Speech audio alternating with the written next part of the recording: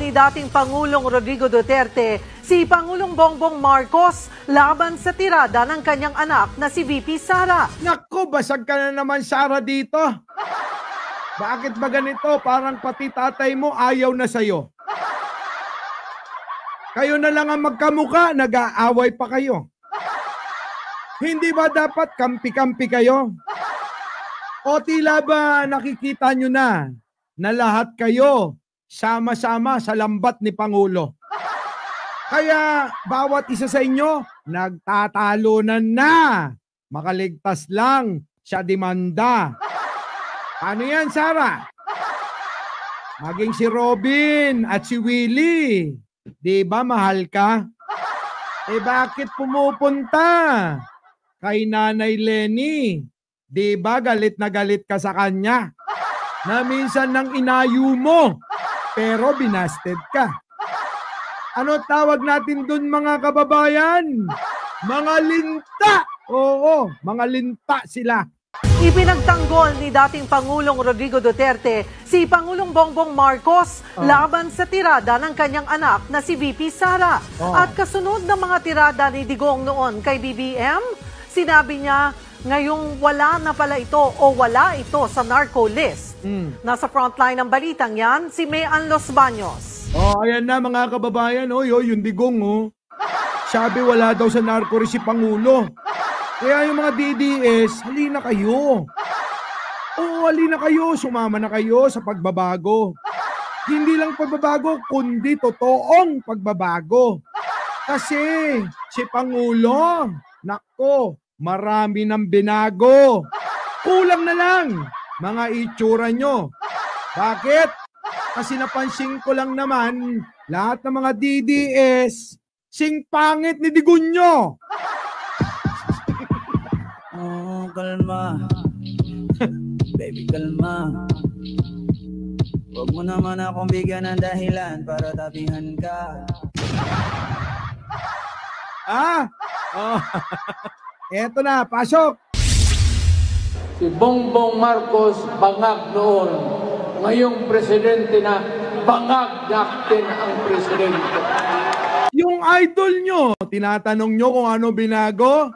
Ito, tong idol nyo, kung dating sinungaling, biruin mo, biglang nagsabi ng totoo, pero bakit naniniwala pa rin kayo? Alin ba paniniwalaan nyo? Yung totoong sinasabi niya o yung kasinungalingan niya tulad ng sinasabi rito? Tatanong pa kayo kung ano sinabi at binago? Ito, hindi ba maliwanag to? Kung hindi nyo magets to, wala na akong magagawa sa kabobohan nyo. Pasok! Hindi na bago kay dating Pangulong Rodrigo Duterte kapag binabanatan at tinatawag na adik si Pangulong Bongbong Marcos. Di ba? Yan din yung ginaya nyo. Lahat ng sinabi ng idol nyong ito, ginaya nyo. Ngayon, nalito ba kayo? O litong-lito na kayo? Alin sa dalawa? Nalito o litong-lito na kayo? Kasi sa lahat ng sinabi ng idol nyo, ang hirap na kung ano paniniwalaan nyo. Kaya yung ibang vlogger nyo, sumama na rito. Kasi namulat na sila na sila'y pinagloloko. Kapag binabanatan at tinatawag na adik si Pangulong Bongbong Marcos. Sa prayer rally nga niya sa Davao noong Enero, sinabi rin ni Duterte na nasa narcolist na dati pa ang presidente. Nung ako'y mayor, pinakita. Pakinggan niyo yung idol nyo, Sa lahat ng mga DDS dito, makinig kayo. Pakinggan nyo maigi ang sasabihin ng idol nyo na si Digunyo. Dahil baka nililil lang kayo, hindi nyo namamalayan kasi walang nagpapaliwanag sa inyo. Lagi nyong pinapanood si Banat Bay na Kalbo. Isama nyo pa si Maharlika na pinatay yung asawang negro. Digunyo. Ako ng evidence ng PDEA.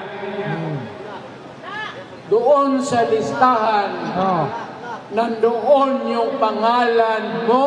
Oy! Alam nyo, maraming nauto dito.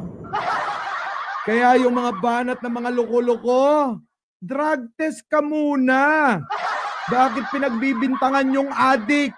Tapos gusto nyo siya magbigay ng ebidensya sa pinaparatang nyo? Ay nako, mga loko-loko talaga kayo. Tignan nyo yung idol ninyo. Sino? Ito, si Digunyo. Tignan nyo, bari-barimbot na. Lahat ng sinasabi niya, nako, iba-iba. Sige, Digong, bulahin mo pa. Makita mo, sumisigaw yung mga tanga. Woo! Woo! Woo! Humahaba pa yung nguso nila. Kakasigaw at kakapuri sa idol nila. Grabe, di ba? Biruin mo, pinapalakpakan ka.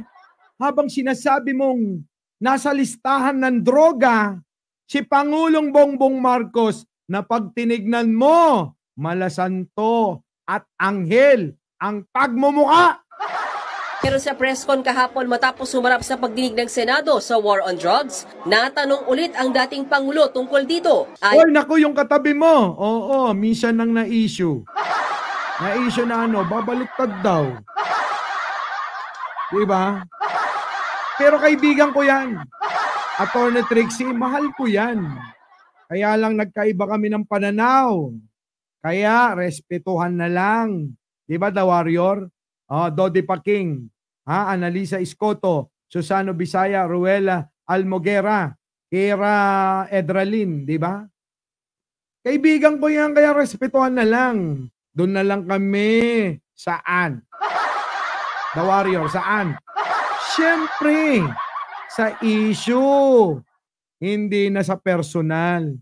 Pag personal na magkakasama kami, huwag na natin pag-usapan ng politika. Kasi hindi tayo magkakasundo-sundo dyan.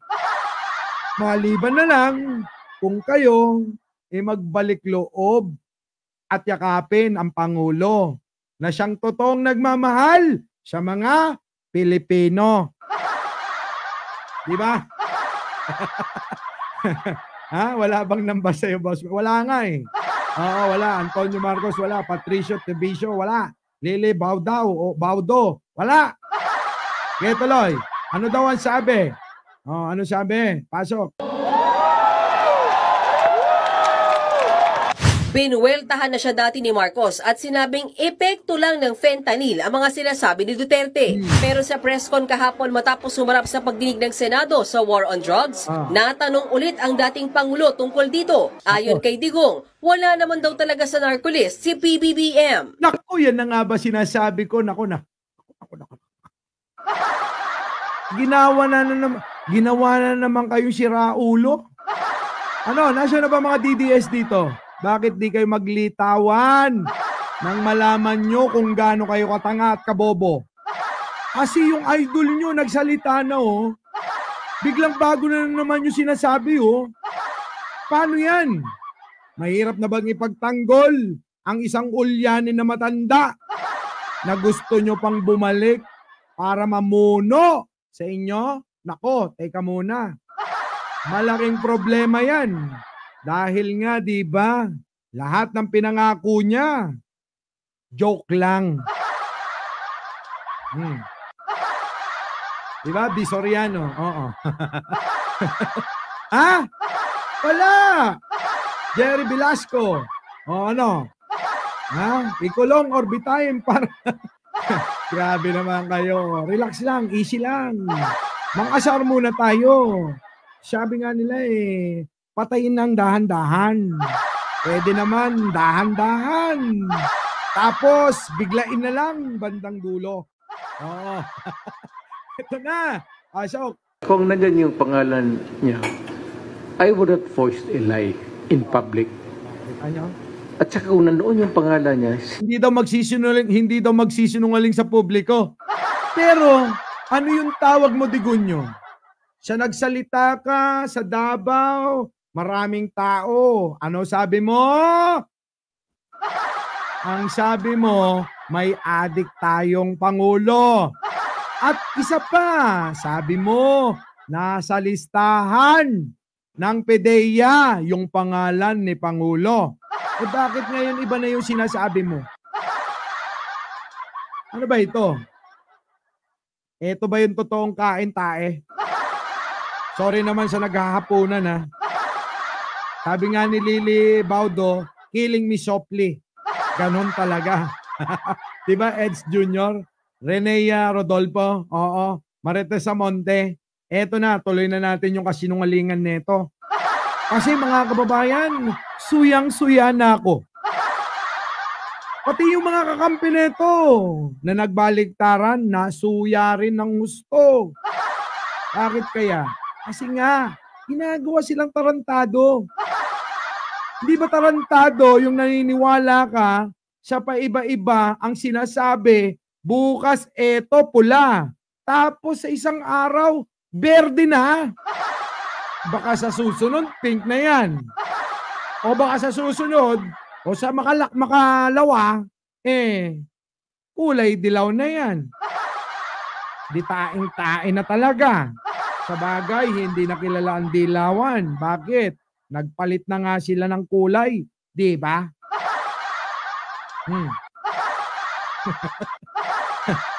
Di ba? Tuloy. Isasabi ko talaga, wala.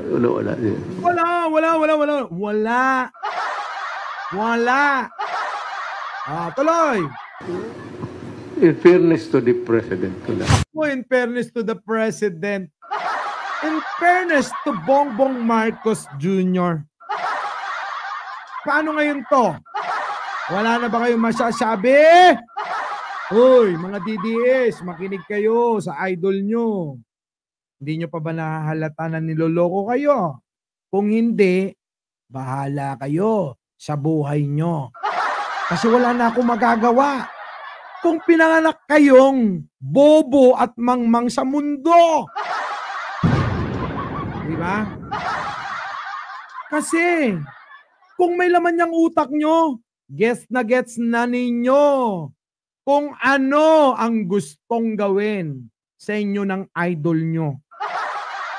Eh kaso nga, mahihina ulo nyo. So ano magagawa namin? Kahit anong paliwanag namin, di nyo magigets to. Bakit? Bobo nga kayo! Ano magagawa ko? Kahit anong paliwanag ko, inuulit-ulit ko na nga to. Kung nandyan yung pangalan niya, I would not voice a lie in public. At saka kung nandoon yung pangalan niya, isasabi ko talaga, wala. In fairness to the President ko lang. Awan. Wala talaga. Oo. In fairness naman sa presidente. Wala talaga. Wala yung pangalan nila. Digon nyo, paano na yung mga bata mo? Yung mga bata mo na panay ang banat na adik ang Pangulo. Kung wala naman talaga sa listahan, si Pangulong Bongbong Marcos namin, wala na. Paano na?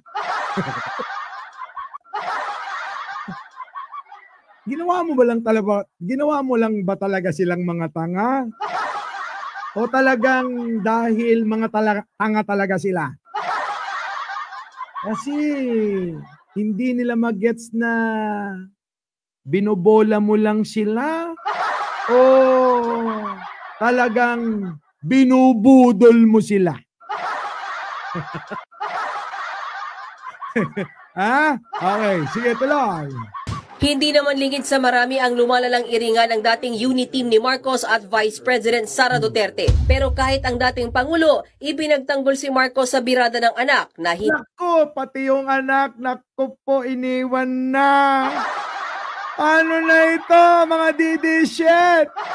Yung idol nyo, todo tanggol na kay Pangulo. Tingin ko, kaya ganyan yung idol nyo. Kasi, agtigergerlatag na. Kinakabahan na. Bakit? Kasi kailangan niyang iligtas ang sarili niya. Tandaan nyo, magiging mayor pa yan ng Davao, di ba? Yun kung mananalo. Kaso mukhang buko na. Kaya mahihirapan na.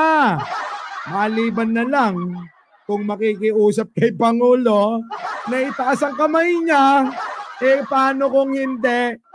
Patay na. Wala na. Biruin mo, pati anak niya nilaglag niya. Ano yun? Naku, mga DD shit. Kawawa naman ngayon, no? Pinagtatawanan lang kayo ng idol nyo. Sa totoo lang, bago matulog yan, sobrang halakhak niyan. Isip-isip niya, napakarami ko naman nalokong mga bobong Pilipino. Di ba? Di ba na, mga kababayan? Ano, hanggang panaginip niyan, pinagtatawanan kayo. Isit na buhay to. Pasok, tapusin na nga natin to. Hindi ito marunong mamuno. I may have to disagree with my daughter. Nako, disagree na. Wala na. Amy Marcos, ikaw na lang natitira dyan, no? Samahan mo na, sabihin mo, bulungan mo na si Sara. Alam mo kung ano ibubulong mo? Huwag sa kaliwang tenga, ha? Kailangan dito, sa kanan. Oo. Huwag sa kaliwang tenga, bakit? Oo, bingi yung kaliwa niyan. Kailangan ibulong mo sa kanan, sabihin mo, Sara, magbago ka na. Kasi yung tatay mo, nilaglag ka na. O kaya manahimik ka na lang. Kasi maraming tao, basher mo na. Kakatanggol ko sa'yo, ayan tuloy. Kulelat ako sa pagkasenadora. Unity ni Marcos at Vice President Sara Duterte. Pero kahit ang dating Pangulo, ipinagtanggol si Marcos sa birada ng anak na hindi ito marunong mamuno. Ako, kita mo Sara, mali ka talaga. Kaya ngayon, alam na namin na talagang nababaliw ka. Kaya tama yung mga kongresista sa sinabi nila. Ano yung sabi nila? Magpa-check up ka. Ganon din naman ang sinabi ni Sandro. Ano sabi ni Sandro? Diba? Yan yung gamot mo sa pagtatantrums mo. President Sara Duterte. Pero kahit ang dating Pangulo, ipinagtanggol si Marcos sa birada ng anak na hindi ito marunong mamuno. Litin natin para maintindihan na itong si Fiona. Fiona, nakikinig ka ba? Sana naman, ha? Alam ko naman na minsan dumaan na ako sa iyong mga mata. Di ko lang alam kung nagwapuhan ka. Kasi yung mga ganyang itsura, sorry ha, hindi ko talaga type yung mga ganyan, ha? Pero kahit ang dating Pangulo, ipinagtanggol si Marcos sa birada ng anak na ulitin natin yan. Ulitin natin. Pero kahit ang dating Pangulo, ipinagtanggol si Marcos sa birada ng anak na ulitin na uli natin. Minda Lopez, opo. Gigi Inawood, Eds Jr., opo. Shoutout sa inyo. Ranchilin, oo. Ulitin natin. Hindi ito marunong mamuno. Ano sabi? Ulit. Dating unity ni Marcos at Vice President Sara Duterte. Pero kahit ang dating Pangulo, ipinagtanggol si Marcos sa birada ng anak na Duterte naman Ray Kulimay, kumplitohin mo na. Sabihin mo, pinagtatanggol ko rin si Pangulong Bongbong Marcos sa mga tagasunod kong mga tanga na ako'y nagtataka. Sa tagal ng panahong ginagawa ko silang mga mangmang, hanggang ngayon, bobo pa rin sila. Ganun dapat, Digong. Sabihin mo, Digong, yung anak ko talaga, hindi yan marunong mamuno. Kasi hindi alam kung ano sinasabi niya. Kaya nga yan, nagulat ako. Biglang tumakbong vice presidente mo. Ganun dapat. Di ba, Digong? Sige na, mag-sorry ka na. Oo, maglumuhod ka na. Habang maaga pa. Kasi, pag hindi mo pa ginawa, baka mamaya, magalit pa sila. At pag nagalit sila, alam mo na, bigla na lang may dadampot sa'yo. Dadaling ka sa malayong malayo.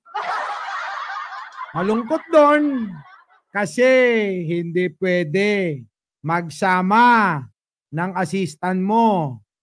Pero kung nanaisin mo, idamay mo na si Bongo. Damay mo na rin si Bato para hindi ka mabitin ng kakwentuhan. Pagkwentuhan nyo, pag nandoon na kayo, yung mga kalokohan nyo. Diba? Eto na. I may have to disagree with my daughter. Oh. Not totally. Baka kulang sa expectations niya. Siguro ang role model niya yung tatay niya. Bukod Sino yung tatay niya? Hindi ba ikaw yon? Role model niya yung tatay niya? Sinong tatay niya? Naguluhan ako bigla. Role model niya yung tatay niya. Di ba ikaw yon? Hindi ba dapat sabihin mo, yung role model niya, ako. Kasi ang alam ng mga Pilipino, ikaw ang tatay niya. Ngayon ba parang tinatatwa mo na? Putik na buhay ito mga kababayan. Tinatatwa ba? Ano, tinakwil? Ano, mukhang totoo yung sinasabi natin na ano, Boss Mike? Sabi sa kwento, sa bulong-bulungan ng mga grupo, si Sara daw sinugod dito. Tapos, tinutukan. Oo, ng baril sa ulo. Sabi yun sa kwento. Mukhang totoo. Kasi, yung mga pahayag ni Bigunyo, parang ayaw angkinin na anak, no? Bigunyo. Nahihirapan daw sila sa'yo. Oo. Kaya tuloy, ulitin nga natin. Naku, may anak, may anak. May ama bang iba si Sara? Kaya kasi sa bulong-bulungan ha, hindi daw lumaki si Sara sa tatay niyang si Digunyo. Kaya nga ako nagtataka rito. Bakit di ba dapat pag babae mas malapit sa tatay kaysa nanay? Sally Boy! Hello! Ano na? Wala na. Yung idol mo, kung ano-ano na sinasabi. Sabi ko siya, peace-peace na tayo. Okay na yan, Mika na. Tara na. Hala ka, habang buhay ka maging bobo. O, tingnan mo yung tatay mo, oh. Ay, nako, oh. Dito, oh. Tingnan mo. Nako. ang dating Pangulo, ibinagtanggol si Marcos sa birada ng anak na hindi ito marunong mamuno. I may have to disagree with my daughter. Buti pa si Digunyo. Ano? Biruin nyo, nalaman niyang magaling si Pangulo. Bakit kaya? Ha? Bakit kaya? Tignan mo to si Sunny Boy. Ikaw talaga, love naman kita. Ba't pinapanalangin mong natokang ako? Sobrang galit mo na ba sa akin? Oh, totoo naman sinasabi ko. Galing mismo sa idol mo. Ano magagawa ko? Oh, tuloy, Digunyo. Bakit? Not totally. Baka kulang sa expectations niya. Oh. Siguro ang role model niya yung tatay niya. Sinagot din ni Duterte sa press con ang magiging plano niya kung makabalik ulit bilang alkalde sa Davao City. Nako po, ayan na. Nagpapasiklab, kunyari siya. Kunyari, mabait siya. Para lang sa ganon. Oy, Digong. Ano ba talaga? Gusto mong suportahan ka, no? Yung totoo. Peace and order pa rin daw ang priority niya. Uubusin daw niya ulit ang mga nagpapakalat ng droga sa lungsod. Ako, Digong, sama mo na si Baste. Diba, no? Digong, sasama mo ba si Baste? Si Baste kasi eh. Diba? Si Baste, nahulihan yung mga tauhan niya mismo doon sa munisipyo. Tapos may nabalitaan sila, Naku, meron daw nahuling mga pusher sa Malacanang. Pambira yung pala dun sa labas. Malapit lang. In-exaggerated na naman nila. Na ang nahuli daw sa Malacanang. Yung pala mga kababayan. Doon sa labas, kapitbahay lang. Diba? Pero yung nahuli sa Davao, sa munisipyo talaga. Ang dami. Positibo sila. Diba? Makaganti lang talaga, no? Yung pala sa gedli-gedli lang na Malacanang, no? Ayun, payana na naman sila. Kita nyo naman ang mga DDS. Tandaan nyo, makatira lang.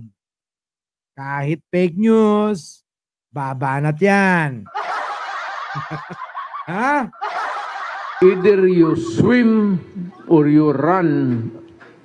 I do not give a Get out of Davao or you die.